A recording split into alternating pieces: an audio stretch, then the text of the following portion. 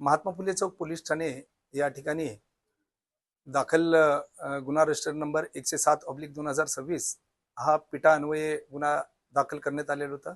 सदर गुन्ह्याच्या तपासामध्ये असे निष्पन्न झाले की ज्या देहविक्रय करणाऱ्या ज्या महिला आहेत, तर त्यामध्ये ज्या आरोपी महिला आहेत व पाहिजे आरोपी आहेत, हे त्यांना आमिष दाखवून त्यांच्याकडून देहविक्री करून घ्यायचे आणि त्यांच्याकडून मिळालेल्या त्यांच्या उत्पन्नावर हे स्वतः त्याच्यातून कमिशन घ्यायचे आणि जे देत नाहीत त्यांना जबरदस्ती त्यांच्याकडून ते उकळल्याचं असं निष्पन्न झाल्यावर ही संघटित गुन्हेगारी ही निष्पन्न झाली।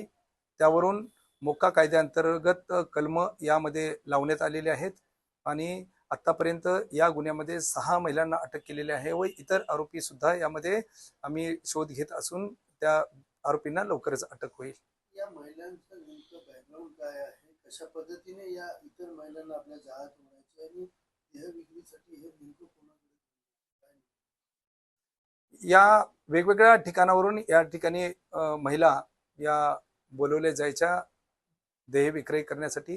याच्यातून पोलिसांनी जवळजवळ 20 या पीडित आणि बळीत ज्या महिला आहेत यांची याच्यातून आपण सुटका केलेली आहे आणि त्यांचं समुपदेशन सुद्धा केलेलं आहे।